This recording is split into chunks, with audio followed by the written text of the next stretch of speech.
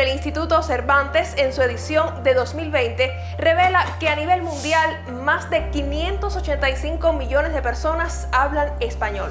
O sea, el 7,5% de la población es hispanohablante y se prevé que esta cifra continúe en ascenso. Según el portal de estadística en línea Statista, hasta 2021, de las 6.000 lenguas que existen, el español es la cuarta más hablada, por detrás del inglés, el chino mandarín y el hindi.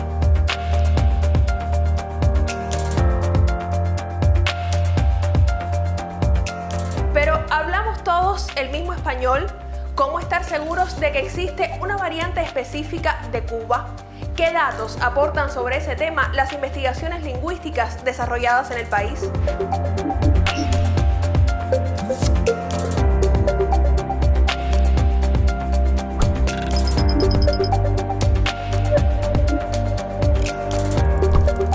Durante siglos de historia de español hablado y escrito, los cubanos hemos recibido una valiosa herencia cultural. Por ejemplo, de la lengua nativa de los pobladores de Cuba y también de las islas antillanas, encontramos palabras de uso cotidiano como huracán, java y colibrí. De la influencia cultural africana nos llegan ajiaco, bongo, aché, entre otros vocablos. Con cada migración aparecieron nuevos términos y maneras de utilizar el lenguaje. De época en época y de hablante en hablante, nuestra lengua se ha transformado como parte de un proceso dinámico, creativo y en constante evolución. A la llegada de los colonos franceses debemos palabras como balance, así se nombra al sillón o mecedora en el oriente cubano. También encontramos anglicismos como sándwich, que se emplea en lugar de emparedado. En el siglo XVIII comenzó la reflexión lingüística en Cuba. Destacadas figuras de la cultura nacional incursionaron en ese tema. Sobresalen nombres como el de Félix Varela, Antonio Bachiller y Morales, José Martí, Enrique José Barona, Juan Miguel Dihigo y Fernando Ortiz, entre otros. Sus aportes favorecerían la creación de cátedras para la enseñanza de la lengua materna y más tarde el auge de la lingüística. ¿Y a qué se dedican con exactitud los especialistas de esta ciencia? Pues a estudiar el origen, la evolución y estructura del lenguaje. Además, analizan el conocimiento de los hablantes sobre la lengua que emplean para comunicarse. Los estudios más profundos incluyen diversas perspectivas. Por ejemplo, análisis de las variaciones asociadas a la geografía o aspectos de la sociedad que influyen en el uso de la lengua. En la década del 60 del pasado siglo ocurrieron en Cuba las primeras graduaciones de lingüistas. Esos profesionales indagaron si existía o no una modalidad cubana del español. Comenzaron así investigaciones que continúan en la actualidad. Las investigaciones lingüísticas de nuestra lengua, del español, buscan modelos de explicación de las características que tienen las variedades de lengua. En este caso, por ejemplo, sería de la variedad cubana del español. Muchas veces en la historia de los estudios lingüísticos, los especialistas investigaron de manera aislada.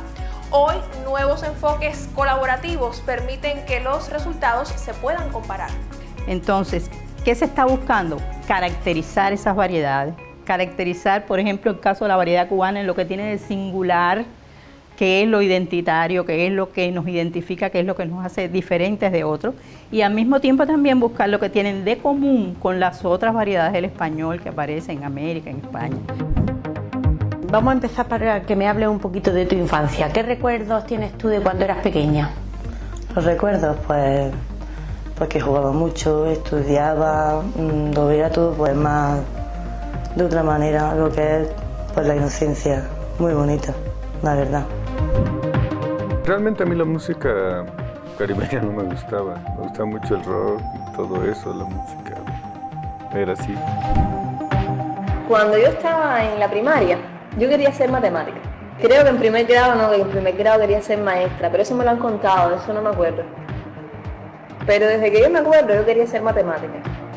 Estas entrevistas son grabadas por los investigadores y se utilizan como material de análisis. De hecho, forman parte de los archivos del Proyecto para el Estudio Sociolingüístico del Español de España y América, PRESEA por sus siglas. Esa iniciativa agrupa a unos 40 equipos de investigación de diferentes países y ha permitido crear una especie de banco de datos de la lengua española hablada representativa del mundo hispano. En el proyecto también participaron científicos cubanos. Por cierto, a partir de las muestras disponibles en Presea, se han realizado investigaciones sobre la entonación del español hablado en Cuba. Pero además de Presea han existido otras iniciativas de estudios lingüísticos bajo pautas colaborativas y de coordinación internacional.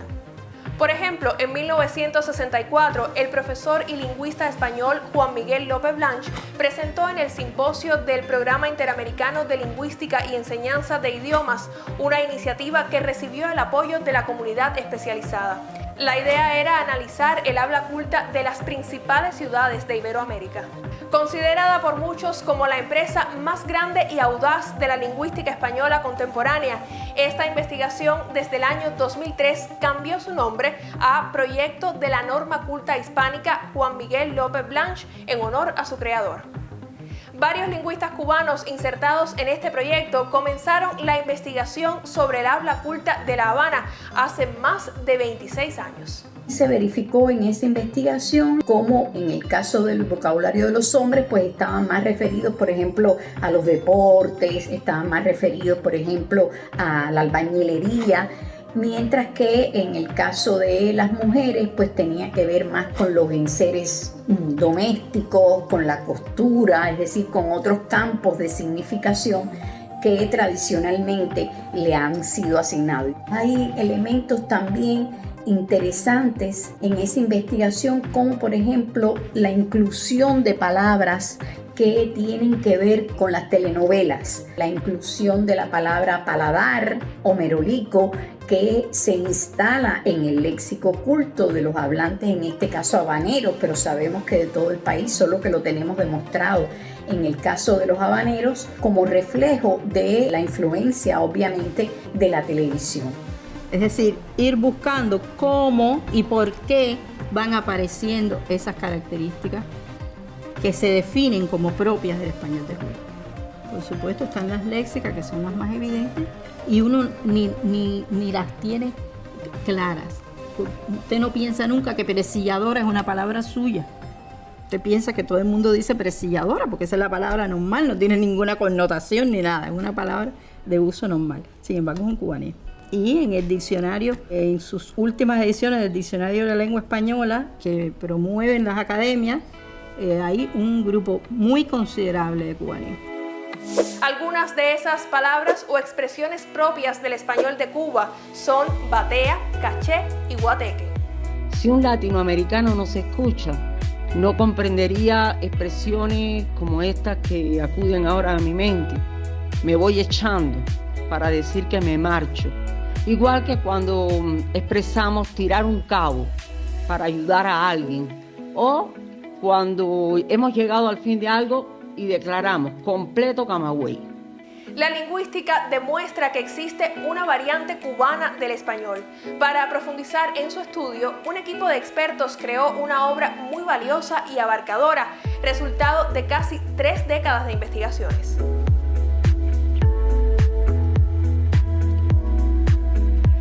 Especialistas del Instituto de Literatura y Lingüística y de la Universidad Central de las Villas, Marta Abreu, desarrollaron el Atlas Lingüístico de Cuba, el mapeo geolingüístico más completo en la historia del español en el país.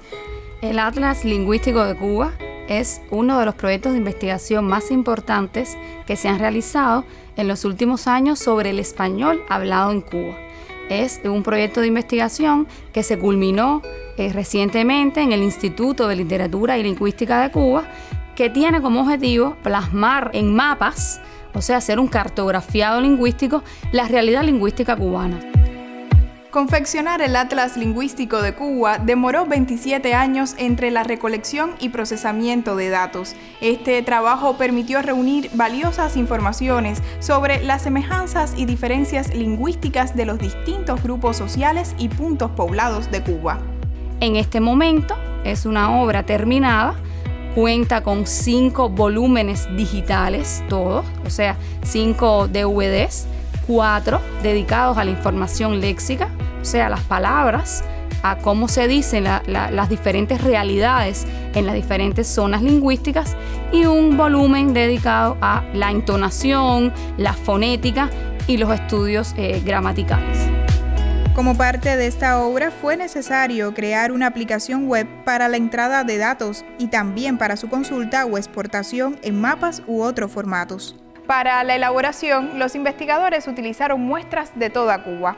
Así escogieron 88 localidades entre rurales y urbanas, pero predominaron las zonas rurales por ser uno de los requerimientos de la geografía lingüística. Además, los entrevistados que participaron en el proceso cumplieron también con otros requisitos. Haber permanecido un tiempo bastante largo en el lugar para que fueran fieles representantes de la manera de hablar de ese lugar, e incluso si eran oriundos de ese lugar, pues era mejor. Además, debían tener un carácter extrovertido y conversador porque las encuestas eran largas. Solamente las preguntas relacionadas con el léxico, o sea, con el hombre y su ambiente social, con la vivienda, con el transporte, con las enfermedades, con la ganadería, la agricultura, eran alrededor de 2.000 preguntas. Se constata la omisión de la D al final de palabra, como es el caso de verdad por verdad, o cuando se pronuncia deo por dedo o melenuo por melenudo. Otra característica que también yo creo que viene a la mente de todos es la mutilación de palabras. Eso también caracteriza al español en Cuba. Cuando se dice date quieto o le diste la patada a la lata, a todo lo expuesto hay que otorgar importancia, y yo creo que de manera particular al lenguaje extraverbal, es decir, los gestos que nos identifican y distinguen por la carga semántica, es decir, por el significado que cada uno de nosotros transmite. Y si no, pensemos, por ejemplo, ¿qué gesto haría usted para expresar? Eso es lo que ella se cree. O cuando decimos, ¿y eso tuyo? Además de poner a Cuba al día en materia de estudios de este tipo, el Atlas Lingüístico demostró lo que puede lograr la ciencia colaborativa, una filosofía de trabajo que ha puesto los estudios lingüísticos cubanos en el mapa iberoamericano.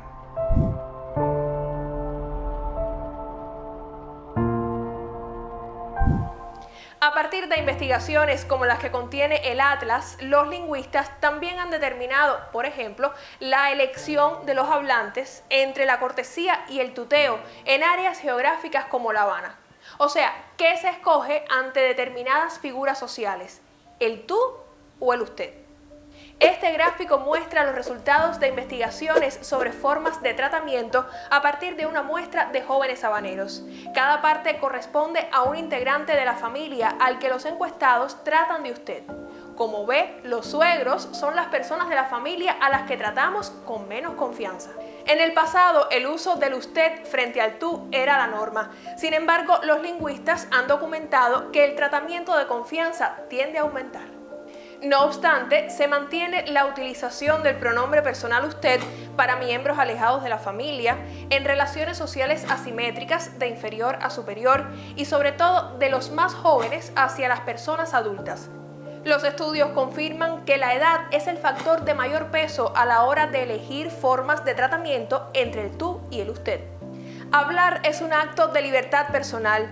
Sin embargo, nuestra identidad lingüística es parte de una valiosa herencia cultural que se puede distorsionar cuando elegimos otros idiomas para comunicar lo que pensamos en el nuestro o empleamos un exceso de palabras íntimas y coloquiales en público. También si utilizamos formas de tratamiento inadecuadas ante figuras de prestigio social o tecnicismos excesivos frente a determinados auditorios, e incluso si faltamos a las normas que nos permiten comunicarnos. Por eso, Cuba impulsa una política lingüística que respalde el uso de nuestro español de forma adecuada.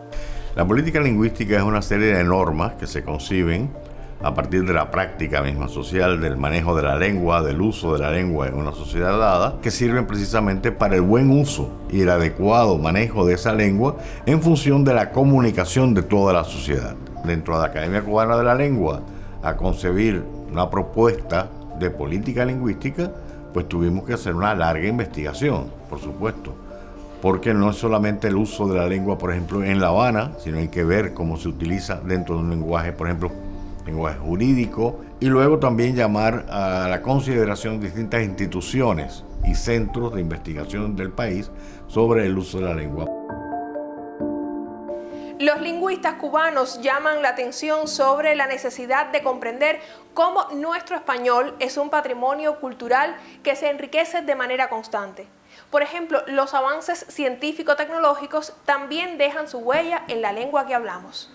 Frecuentemente surgidas en entornos angloparlantes, han llegado palabras como software, CPU, Big Data, streaming, YouTuber, TikToker, cloud computing, todos barbarismos, o sea, palabras procedentes de una lengua extranjera de uso cotidiano entre nativos e inmigrantes digitales que incorporamos como parte activa de sistemas conceptuales de soporte a la construcción del conocimiento.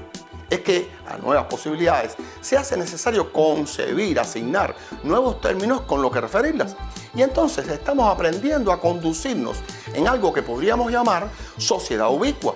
Muchas de las acciones propias de la socialización ya no se realizan en espacios convencionales, tradicionales, físicamente localizados, sino que tienen como escenario a canales de comunicación y dispositivos personales, acuñándose el concepto de presencia virtual, entre otros como realidad aumentada o Internet de las cosas.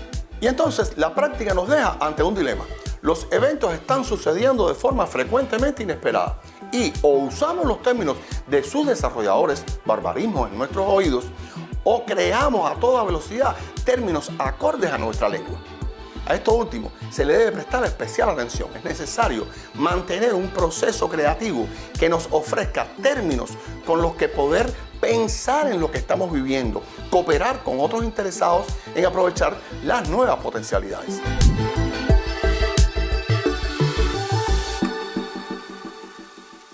En los estudios sobre la riqueza del español que hablamos y escribimos, uno de los temas que ha llamado la atención de los expertos es el análisis de lo que podemos entender como forma correcta de hablar según el contexto. Con 23 fonemas y 27 caracteres, somos capaces de narrar el mundo, sobre todo si nos expresamos bien. Pero, ¿qué significa hablar de manera correcta según la lingüística? El hablante formado, vamos a decir mejor, formado más que culto, es aquel que sabe cómo manejar la lengua, sus variedades, de acuerdo con el contexto en que se sitúe. El alumno, por ejemplo, en el aula no se va a parar y decir, profe, ¿qué volá? No, es otro contexto, es otra relación. Pero a un amigo sí, y está en una relación, en un código adecuado para esa circunstancia y para ese contexto. En ocasiones, el habla de las regiones orientales y de la capital del país son vistas como las de menor prestigio dentro del español de Cuba. Por ejemplo, algunas personas llaman cantaíto a la entonación de quienes son oriundos de provincias orientales. También es posible encontrar críticas al uso de su vocabulario típico, así como opiniones desfavorables sobre el habla urbana de los capitalinos.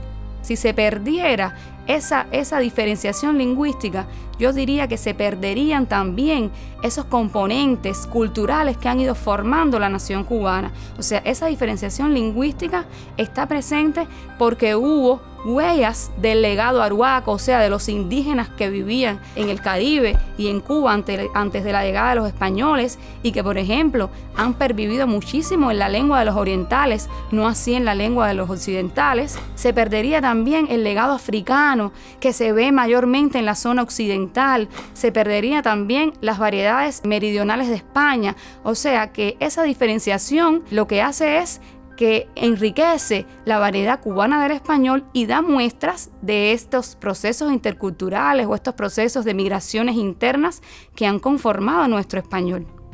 Las diferencias también forman parte de la identidad de la lengua que hablamos. Comprenderlo resulta esencial para admirar en toda su dimensión al español de Cuba.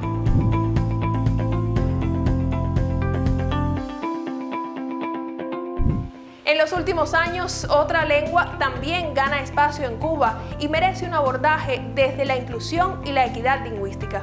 Se trata de la lengua visoespacial de la comunidad sorda cubana, que responde a la identidad cultural de ese grupo, a su manera de percibir el mundo y de estructurar el conocimiento. A la lengua de señas cubana la distinguen elementos lingüísticos, tanto como culturales. De los elementos lingüísticos, lo más notable es que los distintos componentes que estructuran la lengua de señas como tal se pueden emplear de manera particular, de manera única en nuestra lengua, de cómo se usan para hacer referencia a los mismos conceptos en otras lenguas de señas. Ahora bien, por la parte cultural, hayas que, como es propio de cualquier lengua, sea oral, sea señada, se nutre mucho de la cultura propia del país. Puedes encontrar que es una lengua muy desenfadada, muy quizás no tan rica como otras lenguas de señas en cuanto al léxico, pero que sí explota mucho el factor de la expresión facial y la expresión señada para dar soluciones a muchas situaciones lingüísticas. Y por supuesto existe una cultura sorda que es común a todas las lenguas de señas y universales lingüísticos entre las lenguas de señas que permiten a los hablantes de distintas lenguas de señas pues llegar a un entendimiento. Para percatarnos de las diferencias lingüísticas que existen entre una lengua de señas y otras, tenemos que tomar en cuenta el uso de los distintos componentes de la lengua a la hora de hacer referencia a un mismo concepto. Tomamos, por ejemplo, en otras lenguas de señas, la seña trabajar sería esta, en cambio en la lengua de señas cubana usamos trabajar. Noten que hay una configuración manual diferente, una locación diferente respecto de mi cuerpo y un movimiento particular. Otro ejemplo sería la seña de estudiar, estudiar, en cambio en nuestro país decimos estudiar. Y otro ejemplo sería aprender, en nuestro país usamos aprender. Nuestra lengua es una construcción colectiva que se enriquece a partir del contacto con la realidad y de las prácticas socioculturales. Así ha sucedido, por ejemplo, en el contexto de la COVID-19. En la actualidad, cuando un cubano habla de contacto, rebrote o pesquisa, piensa en fenómenos asociados a la pandemia, aunque antes esos términos tenían en nuestro imaginario otros significados. Además, hemos incorporado nuevas palabras como el propio nombre del virus y de la enfermedad que produce. También en este escenario resultaron evidentes los rasgos distintivos del español de Cuba. Por ejemplo, a la prenda que utilizamos para protegernos del SARS-CoV-2 no la llamamos mascarilla, sino nasobuco. Esta forma peculiar de nombrar, propia de los hablantes cubanos, aparece registrada en el Observatorio de Palabras de la Real Academia Española. La formación del pensamiento necesita del lenguaje como portador de las ideas y medio de expresión para transmitirlas a otras personas. Pero, ¿de qué depende que podamos utilizar de manera apropiada el lenguaje? Desde luego, hablar correctamente supone unos conocimientos y hablar correctamente también supone una educación en sentido general. Y no es problema solamente del profesor de español, que muchas veces en las escuelas, por ejemplo, hay un error. Es el profesor de español el que se tiene que ocupar. No, es una responsabilidad de todos los profesores. El de matemática, el de biología, tiene que velar por el correcto uso de la lengua, porque ese estudiante sepa comunicarse, sepa expresar sus ideas, sepa utilizar la herramienta que es la lengua para eso. Y eso es responsabilidad de todos los docentes, todos los maestros, no solamente el de español. Y por eso hoy insistimos mucho también en la necesidad de enseñar la lengua para formar hablantes competentes que tengan en cuenta la identidad lingüística del país en el que nacieron, en el que se desarrollan, la variedad de lengua que emplean y que sepan también con sus formas de hablar y con sus formas de escribir, prestigiarlas y validarlas como un elemento esencial de la cultura. La lengua en la que nos comunicamos funciona como una especie de organismo vivo en constante evolución. En la actualidad, las influencias de idiomas como el inglés y las transformaciones de códigos sociales refuerzan la idea de que nuestro español es un producto cultural. Analizarlo desde la ciencia nos permitirá apreciar en su complejidad a esta herramienta de entendimiento que nos une, sustenta e identifica.